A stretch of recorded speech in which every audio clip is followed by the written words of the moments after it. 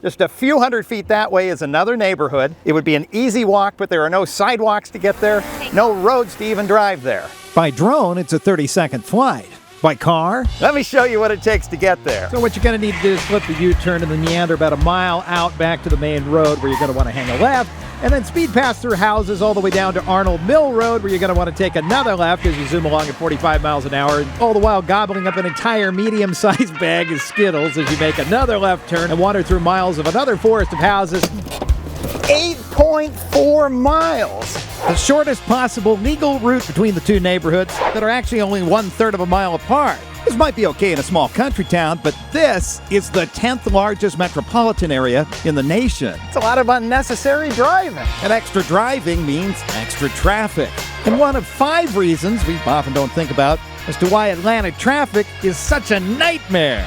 Even compared to cities of a similar size, Atlanta just feels worse somehow. Talking with a regional transportation planner and an Atlanta traffic reporter about how 6.5 million people got themselves into the slump and what options are on the table, and if any of them are a home run. Crack of the bat.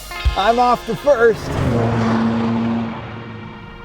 Coming to a total stop on the freeway. Now that's traffic. A typical drive to work here takes longer than it does even in other big cities, even Los Angeles. At the epicenter of this massive economic region is probably the most hated road in Atlanta, the downtown connector. If you're going to Florida, passing through to go to the coast, going to Alabama. John Sibley produces traffic reports all over the Southeast, including Atlanta. From the traffic center, I'm John Sibley. Everybody is physically having to pass through the downtown connector at I-20. Planners of the interstate highway system back in the 1960s brought all the interstates into downtown Atlanta. They even merged 2 of them together, making one big road for both the through traffic and the local traffic. They all kind of come together at a single point. David Haynes helps with Atlanta's long-range planning. Have made Atlanta traffic in some ways unique. There are some pain points. Some of them, self-inflicted. Others unique to our geography. Back in the 1960s, planners wanted to build a second freeway east of the connector. This would have let Georgia 400 keep going south to I-20. And having that second freeway would have been a big help. Not just for routine traffic, but times the downtown connector is closed, like back in 2017, when it caught on fire and had to be rebuilt. We don't have a lot of multi-lane roadways. As soon as something breaks down on the connector, everybody floods to those 2 or 3 other north-south routes, through downtown and midtown, and they will quickly get overwhelmed. Behind the wheel, that second north-south freeway, Interstate 485, makes a heck of a lot of sense. Come to the neighborhood where it would have been built, and even the Federal Highway Administration by the mid-1970s said, this is probably too disruptive. The city of Atlanta gave up supporting it, and eventually even Governor Carter gave up on it. As for all the federal money, instead they let Georgia spend the money building Interstate 675 south of downtown, the 575 spur in Marietta, and a loop interstate around Augusta. And with the money spent, Atlanta's second freeway was canceled, as was the third freeway. See, this was supposed to be the ramp to the freeway that would go out to Stone Mountain.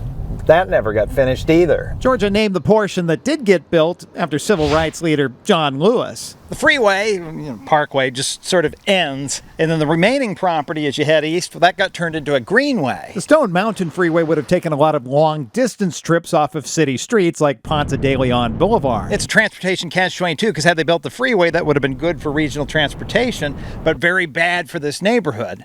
Instead, you end up with something really good for this neighborhood, the greenway, but we're missing out on that freeway. At least Atlanta got a beltway. The perimeter would offer that redundancy, give drivers an option to bypass the city entirely. Only problem? The 60s and 70s, we were barely 1 million people. It was fine. It was far enough out. It was 2 lanes each direction. Everything was pretty rural. But development blew right past it. Today, it's the main road for logistics warehouses, even high-rise office buildings. It really got overwhelmed. And they've spent a small fortune fixing up and rebuilding interchanges with the nearly dozen freeways that connect with the perimeter. And it almost became part of, sort of an inner ring connector. The city has now grown out so far, those spokes are getting pretty far apart.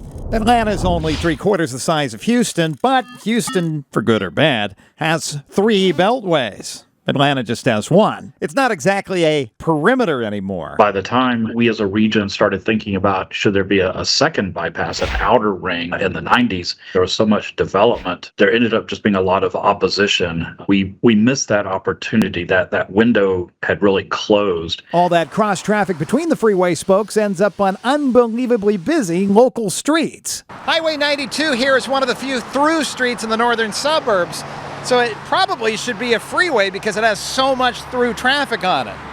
But it never can be a freeway because all the businesses located onto this street because it's the only through street. The DOT can make it a 6-lane road versus trying to fight the locals on their road, their section of neighborhood, to turn into a major freeway. It might not look like it, but the drivers stuck in traffic on this wide street, they're the lucky ones. A lot of our major roads follow ridge lines. And the Native Americans, for hundreds and hundreds of years, their trails would follow those natural contours of the land.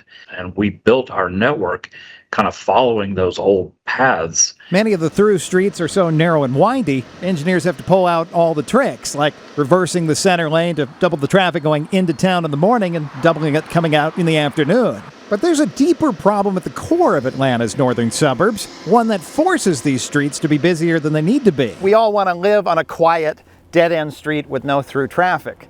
But then when we want to go places, we need the roads to connect so we can get there. Atlanta's suburbs outside the perimeter beltway leaned a little too much into the idea of the quiet, dead-end street. That was the preferred style. These enormous, cul-de-sac communities. When everybody has a quiet, dead-end street like you have up here in the northern suburbs of Atlanta, it makes it very difficult for cars to get anywhere. Traffic from one neighborhood to the other has to funnel all the way through the trunk of the tree. Other cities would connect the neighborhoods directly together. Atlanta suburbs don't do this very well. At the time, the thinking was that if you limit the points of access into your communities, that made you safer. Except when everybody does that, you end up creating neighborhoods like the one we talked about at the beginning of the video. And all the extra mileage adds to the traffic. But it's not just the way they build the roads here. It's also the way they build houses. This video is not sponsored by Zap Recruiting. When hundreds of hungry out-of-work tech workers flood you with thousands of AI-generated applications, Zap Recruiting's AI helps you eliminate all the candidates. And then you can just go hire your nephew. It's not nepotism. I used Zap Recruiting.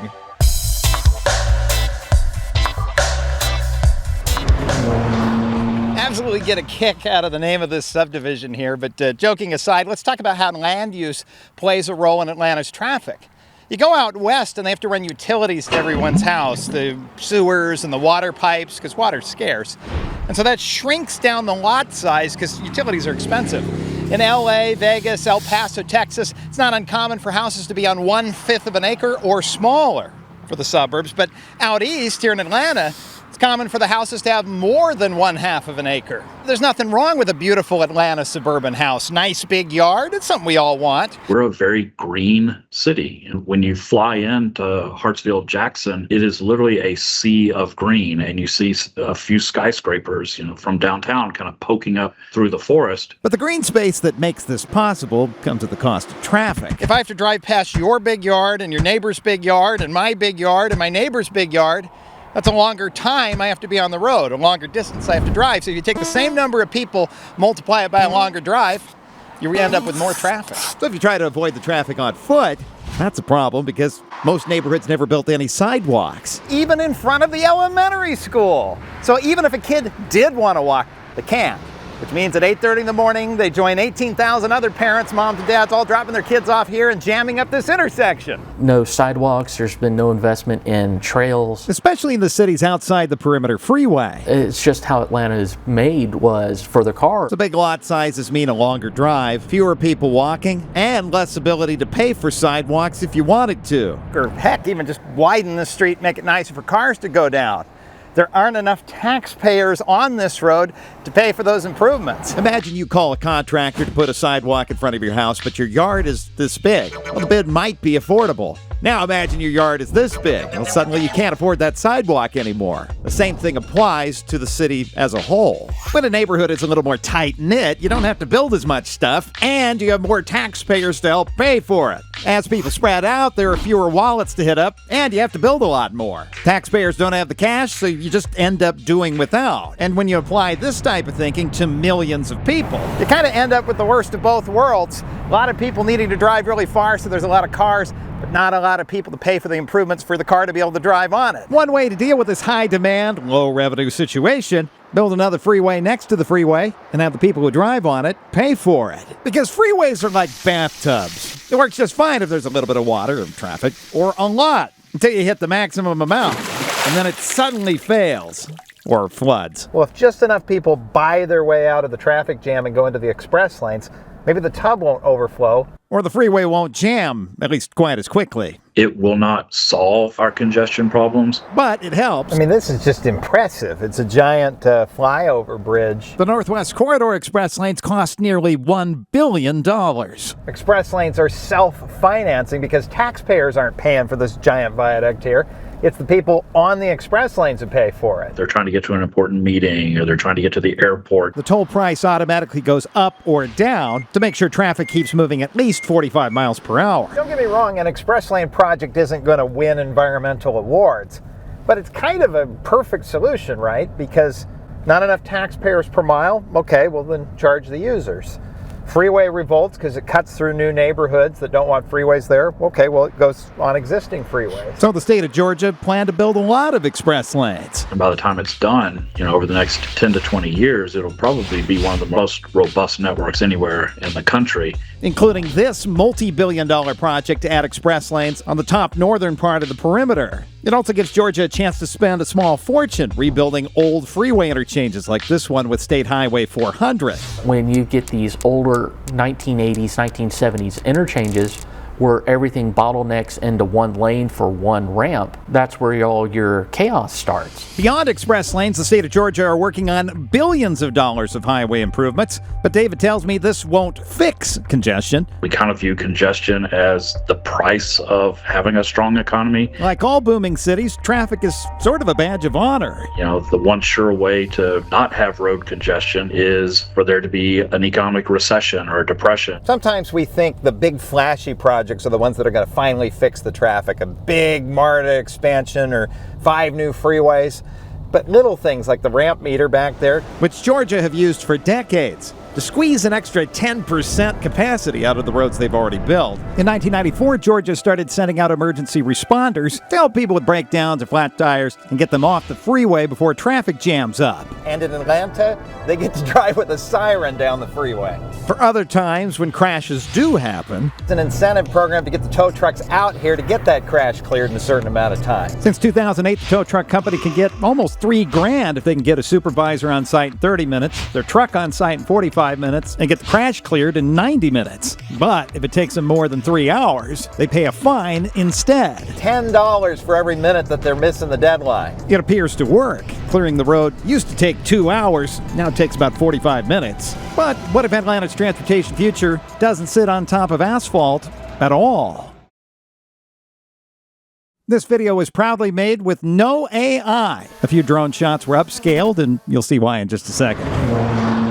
Can you imagine if everybody tried to drive to an Atlanta Falcons game? Mercedes-Benz Stadium is right downtown, and getting the fans in and out of those seats couldn't be easier because the MARTA station's like right there. 70,000 seats, there's just no way you could ever have enough parking spaces for everybody. And even when there's not a game, for downtown Atlanta, MARTA is the economic lifeline.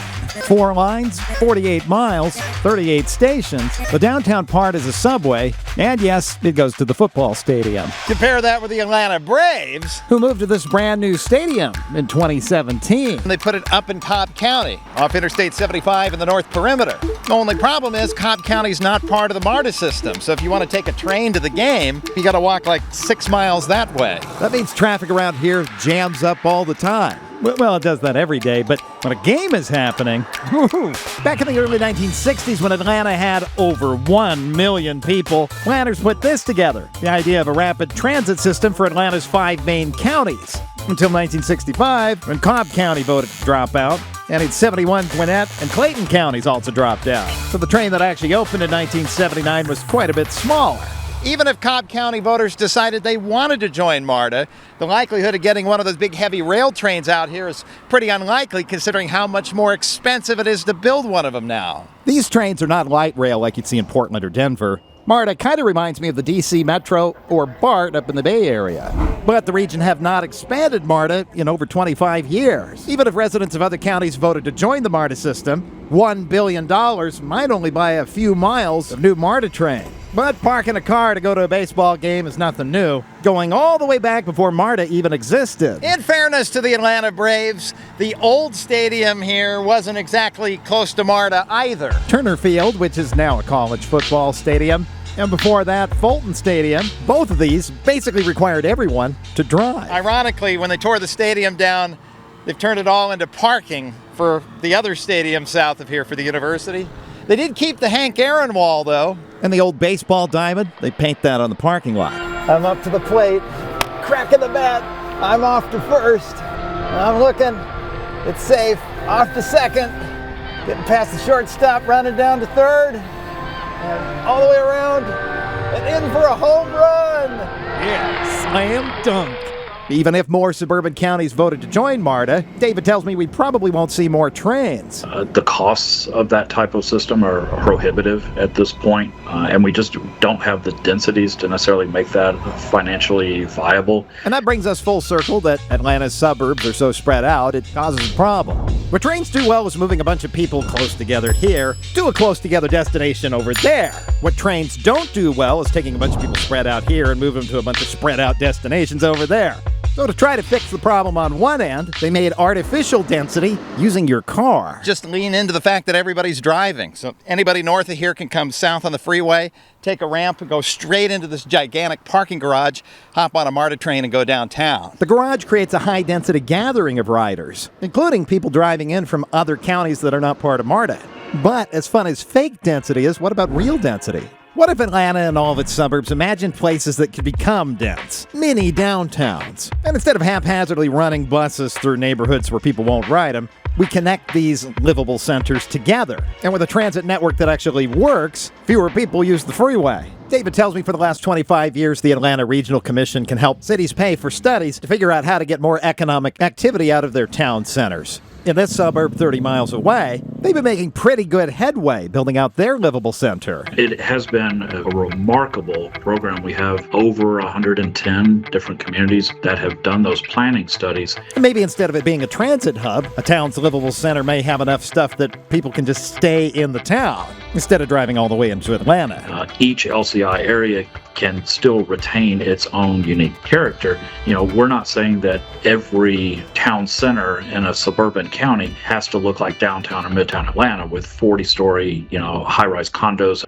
Not that it's the end of the world if that does happen in the right place. Like the zenith of transit-oriented development, Buckhead. Kind of eye-opening how much potential a single train station can have for economic development. Back in the 80s, the city of Atlanta stopped requiring so much parking. Well, they figured people would just take the train instead. And that let the region explode. Only possible from synergy with the train. Now, if everybody drove their cars in, it'd be an absolute disaster. Buildings literally sitting on top of the Georgia 400 freeway. I'd show you more of Buckhead, but I was flying backwards. And now somebody on one of those balconies has a free drone. So if that's you, write to P.O. Box 21064 Bakersfield, California 93390, and at least consider mailing back the SD card. I even went and talked to the building security, and they were professional, but had no interest in wanting to knock on doors to help me find my drone. But hey, that's my fault, right? A big thank you to Paul Donsky and David Haynes of the Atlanta Regional Commission and John Sibley, who pitched this story at just the right time.